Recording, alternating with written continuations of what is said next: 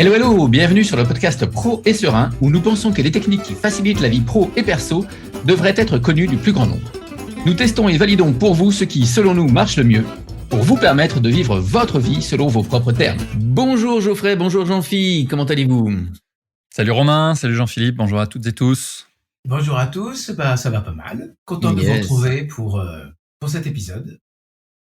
Alors, aujourd'hui, je vous propose de parler de décision. On avait déjà commencé un petit peu le sujet avec les 4000 semaines et on va continuer cette problématique, cette thématique avec un livre qui date déjà un petit peu, puisque c'est un livre de 2017, en tout cas sorti en français en 2017, des frères Heath, Chip et Dan Heath, qui ont publié un bouquin dans le titre original qui s'appelle Decisive et qui a été traduit en français aux éditions Clé des Champs. Et le titre en français, c'est Comment faire les bons choix, déjouer les pièges de la raison pour prendre de meilleures décisions. Voilà, tout un programme, puisqu'on a tous et toutes des tonnes de décisions à prendre en permanence. Et on sait qu'il y a beaucoup d'études qui nous prouvent qu'on prend des très mauvaises décisions et qu'on n'est pas du tout aussi lucide que l'on croit l'être. Voilà, et ça, c'est un petit peu leur point de départ. Alors, pour donner les 2 secondes de biographie, ce sont 2 frères, Chip et Dan Heath, qui ont tous les 2 un pédigré assez impressionnant, avec gradué de Stanford Business School, avec MBA chez Harvard pour Dan, etc., etc. Donc plutôt des gens qui ont la tête bien faite et qui ont commencé à publier pas mal de livres sur différentes thématiques, notamment des thématiques autour de la décision, autour du business. Vous avez peut-être entendu parler de Made to Stick, les idées qui arrivent à durer, dont on parlera peut-être une prochaine fois, qui a fait un gros carton. Voilà, mais là, on s'oriente sur la notion des décisions. Comment est-ce que je prends des décisions ? Et effectivement, il part du constat qu'il y a beaucoup d'études qui constatent que, en fait, on est très mauvais à prendre des décisions, qu'on les prend n'importe comment, qu'on les prend au dernier moment, qu'on les prend quand on n'a pas les bons éléments sous la main pour les prendre. Bref, ça, la conclusion, ça doit être les 20 premières pages du bouquin en disant on est très mauvais pour prendre des décisions. Alors que l'art de faire des bons choix, l'art de faire les bons choix, c'est le critère d'intelligence pour les Romains. Qui c'est quelqu'un d'intelligent, c'est quelqu'un qui fait les bons choix. On est mal parti d'après Dan et Chip Heath. Voilà. Il cite notamment dès le début Daniel Kahneman avec son livre Système 1, Système 2. Exactement, Système 1, Système 2, qui nous explique que forcément on est très mauvais à prendre des décisions parce que etc. J'ai tellement aimé ce bouquin, c'était incroyable. Ah, vas-y, je t'écoute. Très très bon bouquin, je suis entièrement d'accord. Donc la question qu'on pose, c'est comment est-ce qu'on pourrait prendre de meilleures décisions ? Et du coup, ils analysent les choses en disant, en fait, on prend des mauvaises décisions parce que notre processus de décision a 4 problématiques auxquelles on va devoir faire face. La première problématique, elle se pose lorsqu'on a un choix à faire. Et finalement, quand on a un choix, souvent, on a un choix qui est assez étroit. Donc, c'est-à-dire que c'est, tiens, est-ce que j'aurais pas envie d'acheter une nouvelle voiture ? Tiens, est-ce que cette personne-là, faudrait pas que je l'embauche ? Et finalement, sans même s'en rendre compte, la manière dont on phrase et dont on cadre le choix, il est déjà faussé parce que on le cadre de manière extrêmement étroite, extrêmement limitée. Et on va voir comment est-ce que pour chacun de ces 4 éléments, on va pouvoir avoir des moyens pour prendre de meilleures décisions. Si je peux me permettre, ça me fait penser à la communication non violente, où on va peut-être pas, en faisant le choix qu'on doit faire, nourrir un besoin, mais finalement rester collé à une stratégie, et une stratégie peut-être habituelle pour nourrir ce besoin. Absolument. C'est ça, c'est l'idée d'élargir le scope, en fait. Beaucoup de choses qui vont se reconnecter à la CNV. Voilà, donc les 4 problématiques du choix. Le premier, c'est je cadre et je pose ma notion de choix avec quelque chose d'extrêmement limité. Le deuxième élément, c'est ma capacité à analyser les options. Et quand je vais analyser les options que je pense avoir, je m'aperçois que finalement, j'analyse rien du tout. C'est un peu ce que tu dis, Jean-Philippe. Et je reste sur le processus que j'ai toujours appliqué et je vais pas chercher plus loin. Donc, deuxième problématique dans le fait de prendre des décisions, c'est analyser les options. Le troisième élément, la troisième difficulté à surmonter, c'est quand je vais faire un choix, mes émotions à court terme vont venir mettre le bazar. Parce que mes émotions à court terme, elles vont complètement hijacker ma capacité à prendre des décisions. Et les vendeurs de voitures le savent bien. Monsieur Dubois a appelé son directeur. Oh, c'est le dernier modèle qu'on a en stock. Si vous le prenez pas maintenant, je suis pas sûr qu'il soit disponible demain. Et du coup, j'ai rien contre les vendeurs de voitures, mais il y a beaucoup de techniques de vente qui sont appuyées sur comment générer de l'émotion pour faire que la personne choisisse rapidement dans le sens qui m'arrange. Bien sûr.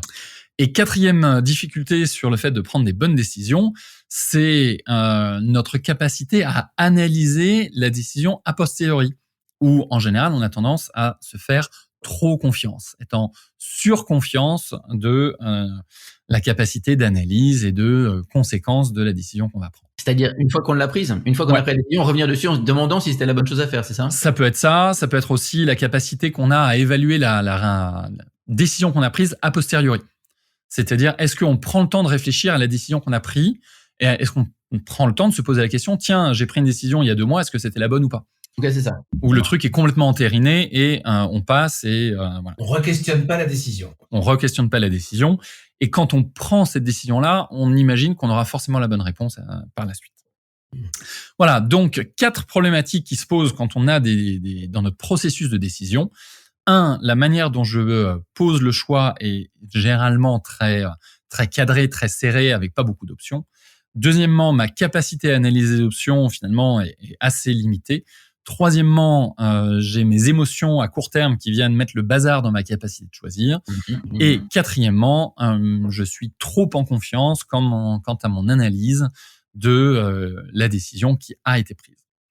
Alors, eux, ils proposent une contre-solution, une opposition à toutes ces problématiques qu'ils ont appelée WRAP, W-R-A-P en anglais, qui va dire, 1, je widen my options, j'élargis mes options. Deuxièmement, je fais un reality test de mes biais cognitifs. J'essaye de tester la solution avant même d'avoir pris la décision.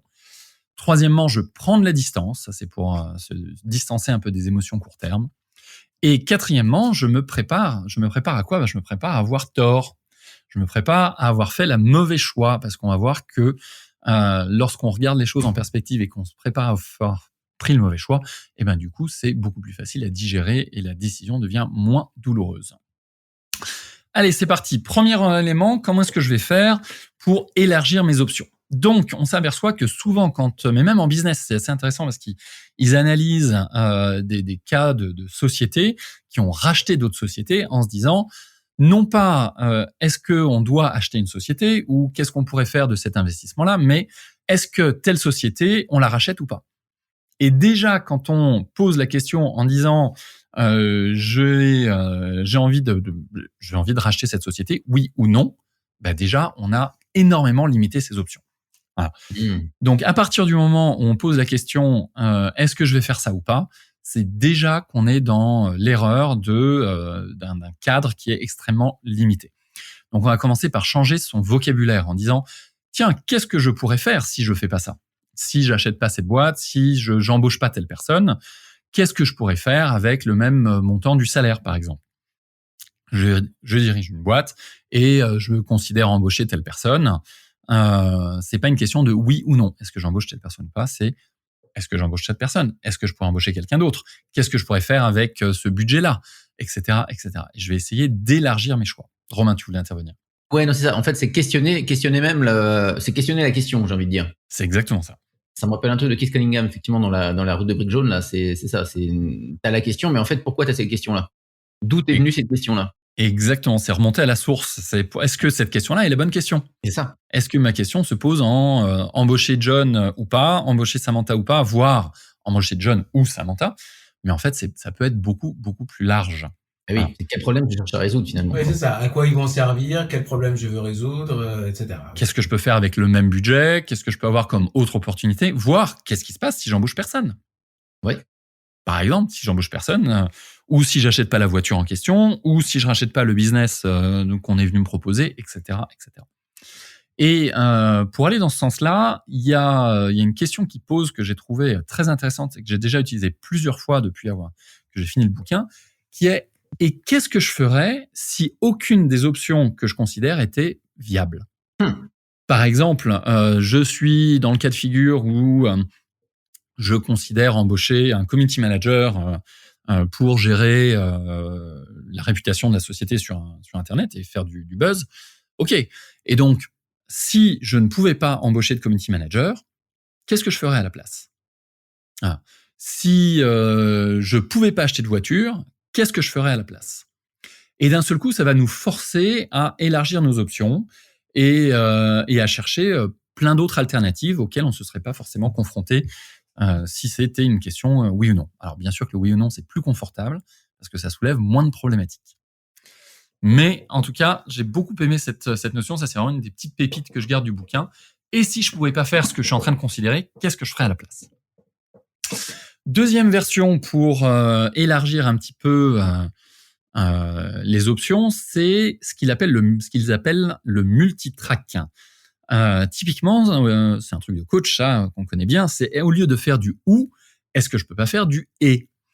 Comment est-ce que je pourrais faire pour embaucher et John et Samantha en même temps, pas de manière séquentielle ? Comment est-ce que je pourrais les faire pour les faire bosser, pour avoir un petit peu, voir comment est-ce qu'ils s'intègrent dans la société avant de prendre ma décision finale. Donc typiquement, il parle de pas mal de sociétés américaines qui prennent des personnes et qui les missionnent sur une durée de 3 mois et qui prennent les deux en sachant pertinemment 2 ou 3 ou 4 personnes, en sachant pertinemment qu'à la fin, il n'y aura pas de la place pour 2, 3, 4 ou 5 personnes et qu'ils vont en garder une ou deux. Mais pendant cette durée où les personnes sont en mode freelance, où les personnes sont en période d'essai ou autre, et ben du coup, c'est très transparent et c'est pas du tout biaisé. On n'est pas du tout sur une notion un peu malveillante de je fais de la course, je fais courir tout le monde pour voir s'il y en a un qui... Ouais, je compare les uns les autres. Ouais, d'accord. Non, on cherche vraiment quelle va être la personne qui va être le bon fit pour la culture d'entreprise. Parce qu'on sait que finalement, le savoir-faire, ça peut s'acquérir relativement facilement, mais le savoir-être, c'est beaucoup plus compliqué. Donc, quand on embauche un collaborateur, il faut vraiment que le savoir-être colle avec la culture de l'entreprise, la nature de la boîte, les activités, et ainsi de suite. Donc voilà, donc il donne par exemple cette notion de faire du et au lieu de faire du ou. Typiquement, si j'hésite entre plusieurs options de véhicules, est-ce que je peux pas les louer ? Je sais pas, je loue 2 voitures ou 3 voitures pendant un mois, et puis tous les jours, un coup j'en conduis une, un coup j'en conduis l'autre, etc. Puis je vois au bout d'un mois, c'est laquelle correspond mieux à mes besoins. Et du coup, j'ai vraiment testé la chose avant de prendre la décision finale. Voilà. Voilà, donc vraiment arriver pour élargir nos options à faire du et au lieu de faire du ou et tester en temps réel les différents éléments. Il donne un dernier truc pour tester ça, c'est d'aller chercher ce que les autres ont fait dans ce même cas de figure. Okay. Et petit à petit, de se créer avec ce que les autres ont fait, avec les options que nous, on a envisagées, se créer ce qu'ils appellent une playlist. Je trouve ça assez amusant. De se créer une playlist des options et des choix qui nous permettent de dérouler en disant tiens, je me suis déjà retrouvé dans telle situation. Quelles sont les options que j'ai considérées ? Et du coup, quand j'arrive devant un nouveau choix, je sors ma playlist, je sors ma checklist et je me dis tiens, quels sont les tests ou les options que je peux considérer avant de faire ce choix-là. L'objectif ici étant vraiment, sur cette première thématique, d'élargir nos options parce qu'on a tendance à avoir des questions très fermées finalement. Oui, Romain ? Moi, j'aime bien cette dernière chose que tu viens de dire. En fait, ça me rappelait une phrase que j'avais entendue un jour qui disait si tu cherches un truc à faire, tu le tapes sur Google et il y a forcément quelqu'un qui a déjà fait un tuto là-dessus, quoi. et c'est voire en pire, où tu veux faire un truc délire et tu vas trouver quelqu'un qui l'a fait en pire. Exactement, même quelqu'un qui a échoué, c'est intéressant. Ou même qui a échoué, mais c'est intéressant de savoir pourquoi et comment. Et... Voilà, donc ça, c'est vraiment ce premier choix, comment est-ce que je vais pouvoir élargir mes options. Deuxièmement, c'est tester. Donc le deuxième problème, c'est faire face au biais de confirmation. Ouais. C'est-à-dire lorsque on a une idée, lorsqu'on a un choix à faire, on va naturellement aller chercher les réponses qui vont confirmer que le choix qu'on sent bien, forcément on a raison. Hein, on a tous envie d'avoir raison. Donc, on va aller chercher les réponses qui nous arrangent quelque part. Et donc, il cite dans cet élément-là, c'est de créer, par exemple, dans les CODIR, des personnes qui se font un peu l'avocat du diable. Ah non, bah tiens, on va envisager de racheter tel business. Et tout le monde dans la boîte a super envie de racheter tel business parce qu'il y a une super image de marque, parce que c'est un super produit, parce que tout le monde est convaincu que ça va booster les ventes, booster la notoriété, etc. Mais ça va pas. Si tout le monde va dans le même sens, c'est pas bon. Il nous faut l'avocat du diable. Donc, ils préconisent de créer une task force, un groupe de personnes qui va aller chercher toutes les raisons pour lesquelles il faut surtout pas acheter tel business. Ou toutes les raisons pour lesquelles il faut surtout pas embaucher un tel, ou toutes les raisons pour lesquelles il faut surtout pas acheter telle voiture, etc. Voilà. Parce que si on n'a qu'un seul son de cloche dans la discussion, ça peut pas fonctionner. Ça veut dire que clairement, on a un biais de confirmation qui est beaucoup trop fort. Voilà, donc considérer le contraire. Et si on n'achète pas ça, qu'est-ce qu'on peut avoir comme argument pour ne pas aller dans ce sens-là? Donc se confronter et aller contre notre biais de confirmation. Voilà. Donc ça, c'est un des éléments. Le deuxième élément, c'est de faire du zoom in ou du zoom out. Alors, ce qu'ils appellent le zoom in, c'est vraiment aller dans le détail. Donc, et si on achète tel business, donc là, on est dans le deuxième élément, travailler sur les biais de confirmation. Donc, si j'achète tel business ou telle voiture ou j'embauche telle personne, eh ben, je vais aller dans le détail. Comment ça va vraiment se passer? Comment ça va fonctionner au quotidien, au jour le jour? Comment cette voiture, elle se conduit sur la route? Est-ce qu'elle correspond réellement à mon besoin? Quand est-ce que je vais l'utiliser? Comment je vais l'utiliser? Dans quelles conditions? Dans quelle météo? Et vraiment aller le plus proche possible de la réalité. On va se projeter dans le truc en disant ça y est, c'est fait. Ça y est, c'est exactement ça. On imagine, on peut avoir même la perspective de je fais le truc 3 mois plus tard, ça y est, je l'ai fait. Qu'est-ce qui a bien fonctionné? Et vraiment aller dans le détail. Ou à l'inverse, faire du zoom out. Donc, aller vraiment chercher la bigger picture, le survol, le 360, et se détacher de tous les détails et de se dire vraiment, bon, bah, ok, on a acheté telle voiture, on a embauché telle personne, ou etc. Du coup, comment ça se passe au niveau très global et qu'est-ce que je vais pouvoir en tirer comme leçon si jamais j'ai embauché telle personne. Donc, vraiment, l'idée, c'est d'aller confronter notre biais cognitif de notre besoin de confirmation, notre envie d'avoir raison. Est-ce qu'on a raison quand on est dans le détail? Est-ce que le choix qu'on a envie de faire là, on a raison si on se confronte au détail? Ou à l'inverse, est-ce que c'est le bon choix si on prend les statistiques au global? Voilà.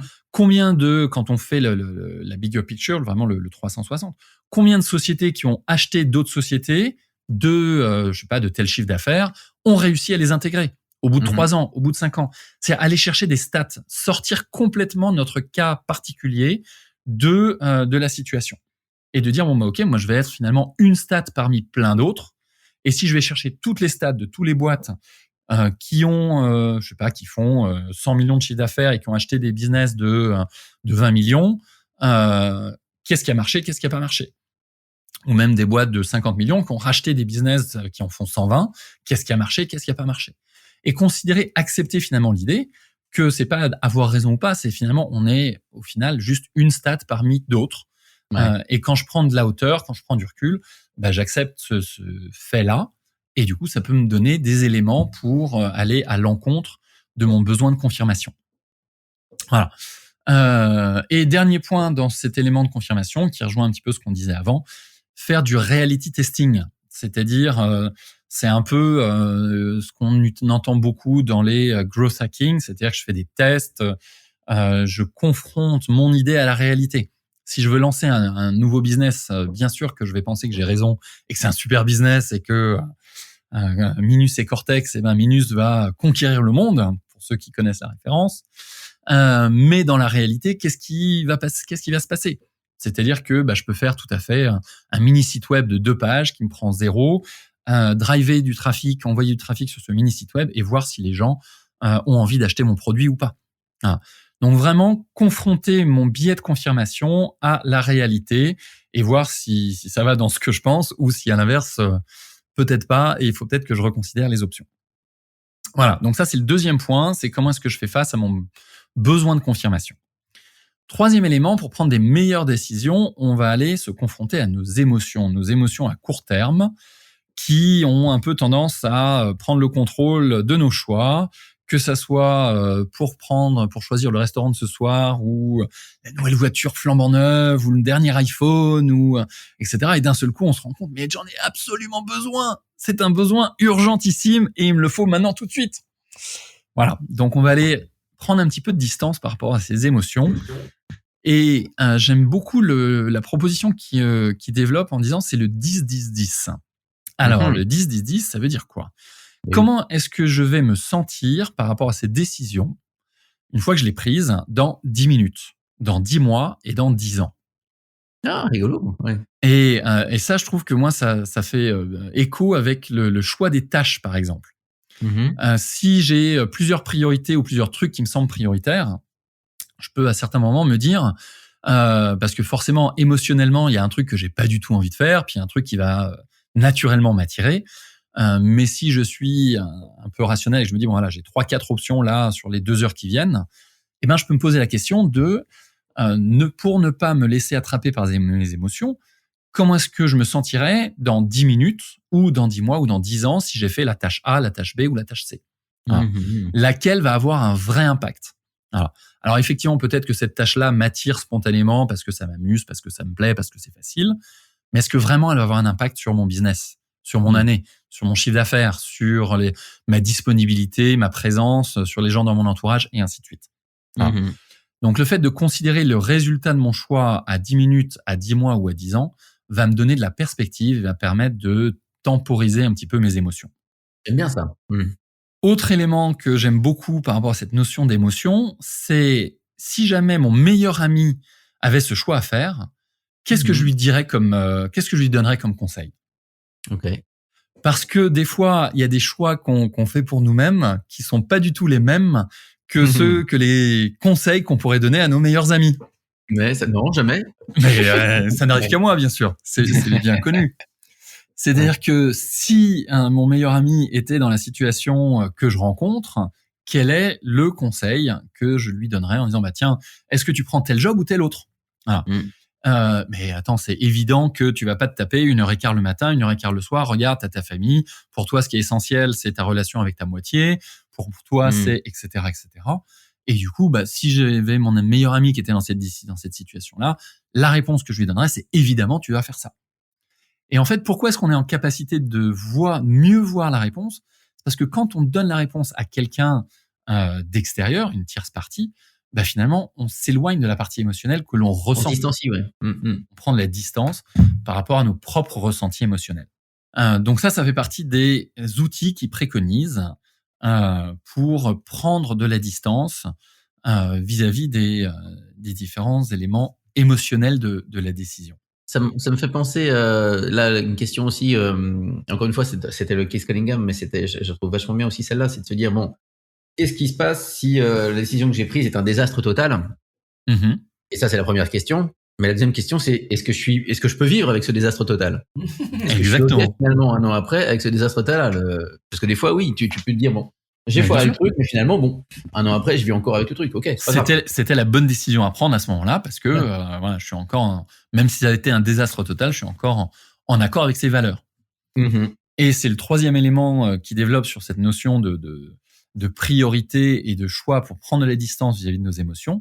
C'est si vous avez un espèce de conflit où vous agonisez entre plusieurs possibilités, en général, c'est un conflit de valeurs. Ça, on le sait bien, pareil, en coaching. Il faut remonter, OK, pourquoi est-ce que tu ferais ça ? Pourquoi ? Plus je vais poser la question du pourquoi. Je monte haut dans les valeurs, les logiques. Qu'est-ce que ça t'apporte ? En quoi c'est important pour toi ? Qu'est-ce que tu vas en retirer ? Et ainsi de suite. Plus je me reconnecte aux valeurs et ce qui est essentiel pour moi.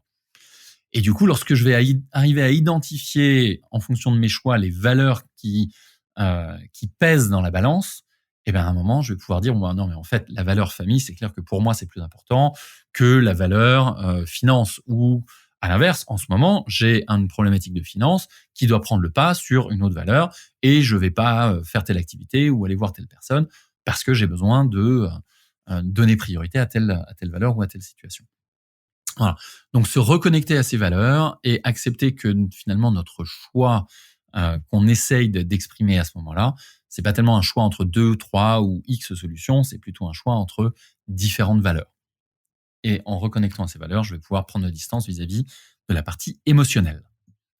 Alors, 4e élément pour faire face, c'est finalement cette notion de je suis trop confiant par rapport à la décision, j'analyse pas la décision que j'ai prise a posteriori et je me retrouve dans une situation qui est pas forcément très agréable.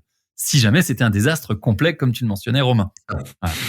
Eh ben, il dit, quand vous allez envisager une différente décision, ben, il faut se préparer à avoir tort. Et si la décision que je prenais était un désastre complet. Ah bah là voilà. On y arrive. Voilà. Et ben du coup, qu'est-ce qui se passerait et en quoi ce désastre complet, est-ce que je peux vivre avec ou pas? J'aime bien, ils appellent ça bookend the future. Les bookends en anglais, c'est les choses qu'on met des deux côtés d'une pile de livres, voilà, pour tenir les serre-livres, voilà, pour tenir les livres droits dans la bibliothèque. Et ils disent, avec le futur, vous pouvez faire la même chose. Vous pouvez cadrer votre décision en disant, tiens, si je prends telle décision aujourd'hui, quelles vont être les conséquences? Parce qu'il y a assez peu de décisions qui vont amener à des conséquences gravissimes ou fabuleuses ou complètement destructrices. Ouais. Si on tempère un petit peu les choses, on s'aperçoit que finalement, c'est quoi la marge? En quoi cette décision va influer sur notre futur? À quelle limite dans un sens et à quel extrême dans l'autre? Voilà. Et il dit de recadrer un petit peu les choses. Et en disant, dans le futur, si j'ai pris telle décision et que c'est une catastrophe, quelles sont les conséquences? Ou si j'ai pris telle autre décision et que c'est une catastrophe, quelles sont les conséquences? Et en se préparant à envisager les catastrophes et envisager qu'on avait tort, finalement, on va naturellement se poser la question, qu'est-ce que je peux faire pour anticiper les mauvaises surprises qui vont se présenter sur le chemin? Et est-ce que je peux mitiger ces mauvaises surprises? Et en prenant, c'est finalement ce que font les stoïques, c'est un peu le pré-mortem, en prenant en considération ces mauvaises surprises qui peuvent se présenter, quelles sont les conséquences que j'en tire, ou quelles sont finalement, en quoi le fait d'anticiper ces mauvaises surprises va me permettre de mieux choisir aujourd'hui. Voilà. Idem, toujours pour, et ça j'aime beaucoup, c'est quelque chose sur lequel je pense que je pourrais m'améliorer en toute transparence, c'est la notion du tripwire. On va rejoindre un petit peu peut-être le tickler de GTD. C'est cette notion de dire, OK, je prends une décision maintenant, et une fois que j'ai pris la décision, je vais avancer à fond dans cette direction-là. Mais ça va pas être ad vitam aeternam. Je vais me mettre une alerte à 6 mois, et à 6 mois, ou à 3 mois, ou à 2 ans, peu importe. Ouais. Et à ce moment-là, au moment où mon alerte, elle arrive, eh bien, je vais réévaluer ma décision. Et je vais me poser la question de, est-ce que j'ai envie de choisir autre chose? Il n'y a pas beaucoup de décisions que l'on prend au quotidien qui sont pour toujours. Bon, alors, je suis marié 6 mois plus tard. Est-ce que c'était la bonne décision ou pas? Mais alors là, j'ai envie de poser la question, est-ce qu'on se pose pas la question tous les matins? Aujourd'hui, je suis encore marié. Mais est-ce que demain, j'ai envie d'être encore marié? Ouais, voilà. C'est vraiment la limite. Oui.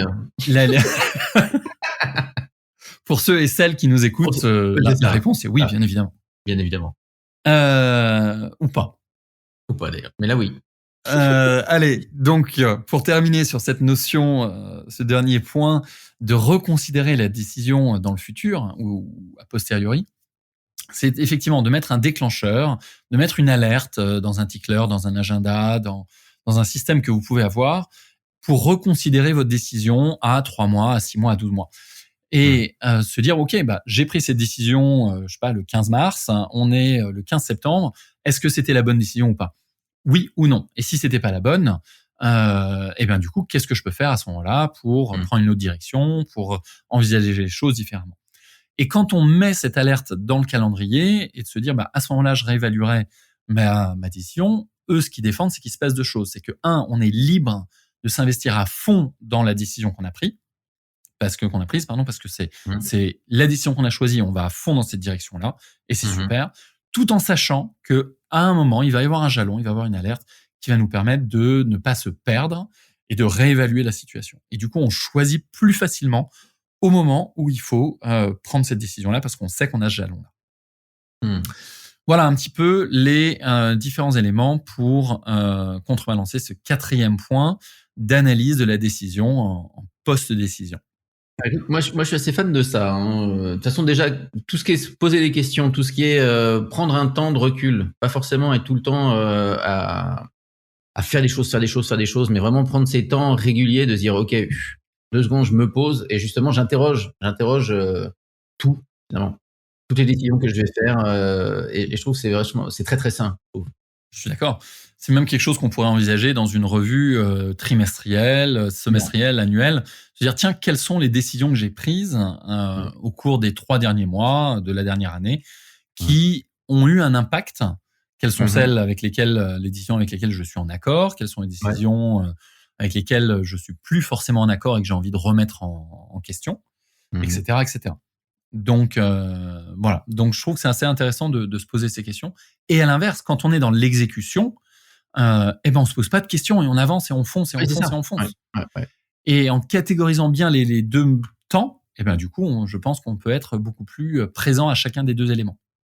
Ouais, je reboucle vraiment avec l'intuition de départ qui était que s'il y avait des choses qui se rapprochaient beaucoup de la CNV, c'est-à-dire est-ce que la décision qu'on va prendre, enfin en tout cas se poser la question de quel besoin réel ça va nourrir, se méfier évidemment ou en tout cas accepter qu'il y ait des émotions qui nous traversent, même si c'est ce choix. En fait, le problème c'est que les émotions qui nous traversent à ce moment-là, elles préjugent pas de celles qu'on va ressentir même le lendemain ou 1 heure après avoir pris la décision. Donc je trouve que effectivement interroger, voilà, et puis faire la différence entre le besoin et la stratégie pour l'obtenir, je trouve que c'est voilà, ça se rapproche pas mal de la CNV, mais je l'avais jamais envisagé comme quelque chose qui pouvait comment dirais-je, faire qu'on fasse de meilleurs choix. Et c'est vrai que peut-être qu'on se sent un peu à poil quand on a des choix à faire et que déjà c'est pas tout à fait 4 questions, mais en tout cas d'avoir conscience que il y a ces 4 travers. Voilà, exactement, 4 travers ou en tout cas 3 zones d'attention à porter quand on prend un choix. Je trouve que du coup on se sent moins, enfin je me sentirais moins à poil pour prendre de graves décisions par la suite, sachant que évidemment le podcast s'appelle enfin du moins c'est productivité et sérénité. Je mettrais aussi, on peut pas le mettre parce que le titre serait trop long, mais enfin conscience. Comment est-ce qu'on peut faire pour pour faire les choses en conscience, d'apporter de la conscience sur ce qu'on est en train de faire. Et au fond, peut-être que ça peut être un acte citoyen, au fond, de faire les choses avec conscience. Et puis, disons ce qui va nous permettre peut-être dans un vrai équilibre, parce que dans cette histoire de sérénité, je trouve aussi qu'il y a l'équilibre et l'harmonie qui jouent beaucoup.